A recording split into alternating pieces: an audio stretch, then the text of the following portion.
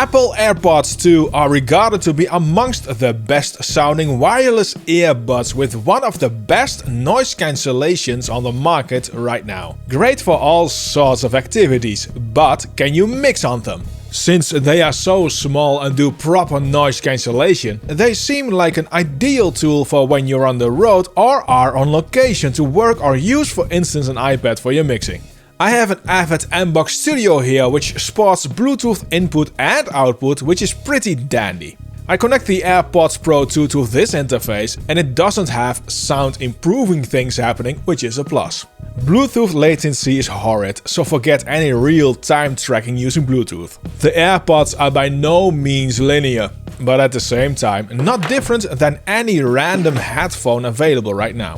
I was able to detect and hear adjustments down to 1/10 of a decibel, which is on par with other headphones and even the Audeze LCD XC.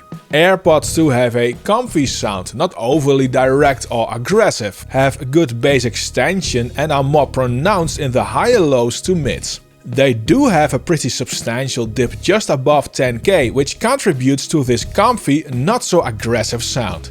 If you like this video, don't forget to subscribe. This video is made possible by DistroKid. Cover songs is probably one of the many types of songs you would love to do, but uploading to a streaming platforms is always a hassle due to copyrights and required fee because you cover an original song. DistroKid makes this very easy for you by offering the option to do this all for you for $12 per song per year when you have a DistroKid subscription. Use my link in the description to get 7% off of your first year on a DistroKid. Attacks and transients are somewhat subdued in comparison with over-ear headphones. And in the sound stage you notice that 10 kHz dip as well, where the stereo placement feels a bit smaller in the high frequencies at times and in the mid to mid lows feel a bit wider. The AirPods Pro 2 don't have much distortion going on, which is good, but like I mentioned, that somewhat softer sound needs to be taken in account when you work with attacky audio like snare drums and some guitars and synths.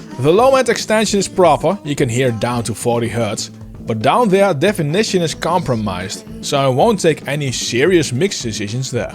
If you use the AirPods Pro 2 in combination with iPhone or iPad, turn off any spatialization because that seriously messes with the mix, and different volumes change the frequency playback on these devices. Also, transparency mode and noise cancellation slightly change the frequency playback. Now, I personally use the AirPods Pro 2 for mixing, mostly as a reference tool because I'm used to the sound while listening to music when I'm traveling. And AirPods are potentially used by the listeners of your mixes. So can you mix on AirPods Pro 2? Yeah, to an extent. I am confident to edit and start mixing on these earbuds, but for let's say the last 30 to 20% of your mix, I would absolutely make sure you reference the mix on proper speakers and other headphones as well. AirPods Pro 2 are by no means cheap, but you can always go more expensive, like with the Audeze LCD XC, which I reviewed in the video which is displayed on screen and linked in the description below.